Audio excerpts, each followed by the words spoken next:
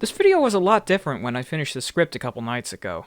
I started off with an intro talking about how it would be impossible for me to upload footage of this game to YouTube, and that it's been wiped from every mainstream video hosting or file sharing site around, and even my research here might have only been up for a few days before getting removed.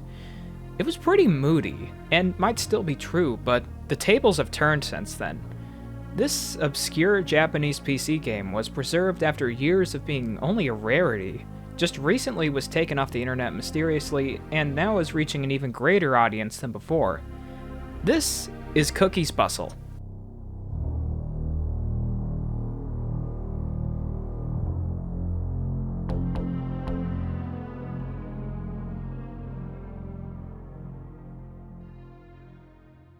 In 1999, Japanese software company Roddick published a puzzle point-and-click adventure game titled Cookies Bustle: Mysterious Bombo World for Windows and Mac, following 2 years of development.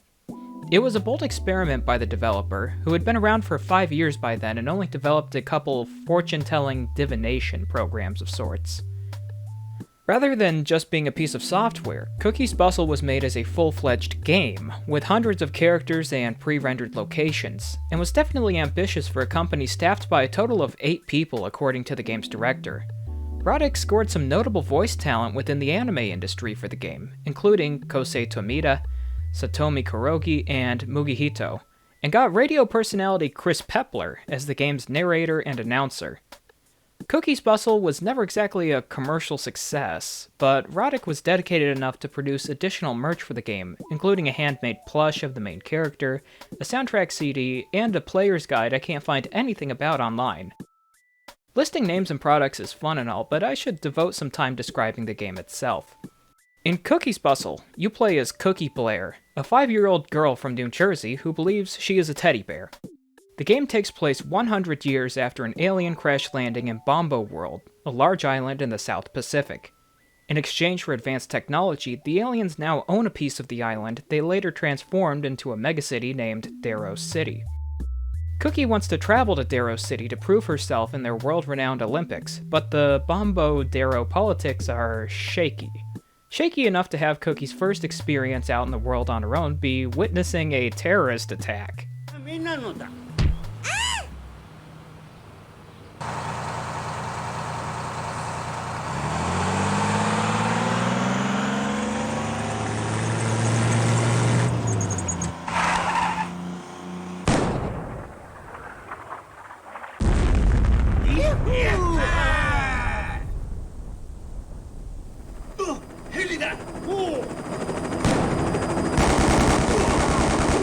我々は本邦国家者だ。ここは危険だからすぐに避難しなさい。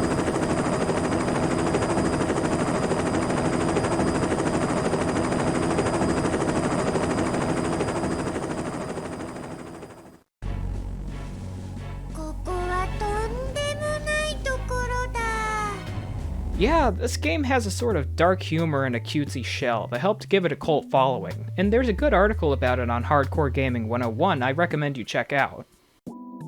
I can't recommend a walkthrough or let's play or anything because they're mostly gone.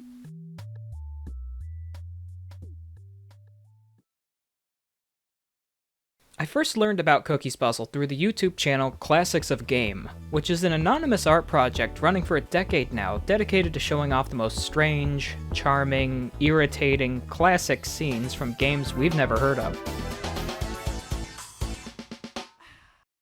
The channel spent 8 entire videos showing the strangeness and memorability of Cookies Bustle, especially its cutscenes. These were uploaded in 2019, and the last Classics of Game video to this day was uploaded in July 2022. Looking at the channel's Twitter account, I noticed a comment asking about the channel missing all its footage of Cookies Bustle. Indeed, every single video of the game was removed from the channel, with YouTube showing it was specifically a copyright strike from Yuki, a trade body for the games industry in the United Kingdom. They don't own games, they're a British trade association, so taking down videos of some point-and-click game seems really out of character. Those takedowns were in November, but after some more research I found deletions going back to September from some other company, Graceware. These included a walkthrough video by Words Here, and a long play video by Sebmel.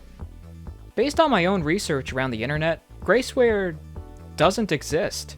There's no websites for the company, hell, there's no mention of the name anywhere having to do with video games. Legal documents place it somewhere in an office complex on the streets of the microstate of Andorra. I honestly can't tell you how many other videos have gone down because, at the time of writing this, YouTube had been wiped clean of the entire game. Looking it up showed nothing. The only remaining video was an unrelated track by a vocalist to the game's music. Twitch had removed all possible streams or clips of the game too, including notable streams by Sebmol and RetroPals that brought the game a larger audience. My Abandonware, which carried the game for years, has made it undownloadable. At least 3 different uploads of the game have been taken down from the Internet Archive, including both the Windows and Mac versions of the game and a collection of obscure PC games released in a pack. The Internet Archive takedowns were supposedly led by Nintendo in cooperation with that British trade company, which makes no sense. I would have almost called it lost media again if it wasn't for this Macintosh game site sticking to their guns and keeping it online. While I'm here, I may as well get into a bit of the technical detail on the Graceware situation. This isn't just some random person commandeering credit for the game on social media or something, this involves stuff on a legal level. The company that made Cookies Bustle, Roddick, went out of business in 2005 or so, and the copyright on their game was deemed dead in 2008. In 2021 and 2022, 3 trademarks were filed in the International Online Copyright Office by Brandon White, supposedly from Japan. Brandon is not present anywhere in the credits of Roddick's work that I can find, by the way. These copyrights include the logo of the game, the source code, and the gameplay concept. Each of these has a downloadable file on the copyright website that can be analyzed somewhat. The image of the Cookies Bustle logo, for example, contains metadata that reveals the image was made in the GNU image manipulation program in October 2021, a couple months after the copyright registration. The other 2 include password-protected RAR files that I can't open, but I can check the list of files inside the archives and see the source code includes a computer program summary, and the gameplay concept includes a map and a correlation diagram. Graceware's trademark on the name Cookies Bustle spans 4 separate entries, and were performed by an online attorney group that specializes in fast and broad trademarking of terms or graphics. Even though we have copyrights under the name of Brandon White, there is a United Kingdom trademark on the Cookies Bustle name seemingly by Keisuke Harigai, the creator of the game, under a UK home address. Technically, assuming no foul play whatsoever, what's happening here is legal, and if a file hosting service were approached with these legal documents, they would probably justifiably treat you as the owner of the IP and remove what you request to be removed. With all this research and data and events lined up in a row, I still can't figure out the why. It might not even be important.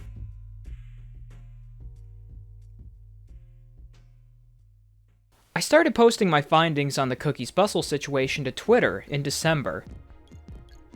And just a week ago, Time Extension published an article on the game, leading to a lot more attention on the subject. A possibility that's been thrown around is that the trademarks were filed by a private collector of PC games whose collection was leaked to the public some years ago, including Cookies Bustle. However, there's no exact proof to the claim, and a collection of the entire leak is still on the Internet Archive, just with Cookies Bustle removed. I personally have no idea why someone would do this, since if you were reselling this game, you'd probably want the world to know it existed in some way. The lengths being taken here to remove the game are just confusing and disappointing. If you wanted to play the game right then, you'd almost be SOL if it weren't for the Macintosh repository or some private re-uploads. At the time of writing this, you couldn't re-upload the game, you couldn't post clips online, and you couldn't stream it. Even if technically the game can be carefully passed around through private links from person to person, a core part of the game was ceasing to exist. The ability to discover it. With the game as obscure as it is, every interaction, every bit of making the experience of the game easier to see is to its benefit. For someone who doesn't have a nice virtual machine set up or doesn't thoroughly speak Japanese, experiencing the game could still be done through video, through uploads of the cutscenes, through basic gameplay, through something like a planned project by Sebmol to translate and subtitle a playthrough of the entire game. My proof of Cookies Bustle's following is preserved mostly through loose Tumblr and Twitter posts from before the takedowns, but they're still there. The proof of the game's existence on sites like MobyGames is still here. The fan art is still here. The old Roddick website, full of positive reviews for the game, is still here on the Wayback Machine. All that is missing is the element of discovery, and the game having such an international legal mystery attached to it, ironically, has led to a new generation of interest in it. The ability to share a game is a vital thing, and losing that in an already obscure title, with no explanation and no resolution, is a difficult loss. But the fact the word spread about the Cookies Bustle purge as much as it had is a relief. It shows people really did care about this weird little 20-year-old experiment being there for people to see. This news is wrapping back around into even more people knowing about the game. Hell, just when I thought I finished this script, Vinesauce streamed this game on Twitch in front of almost 10,000 people. The streams are uploaded to YouTube now. There's already more than one re-uploaded the game on the Internet Archive. I even got an invite to a Cookies Bustle fan server on Discord where people are re-uploading parts of the game, drawing more fan art, and grabbing downloads wherever available. A new following has emerged from this loss.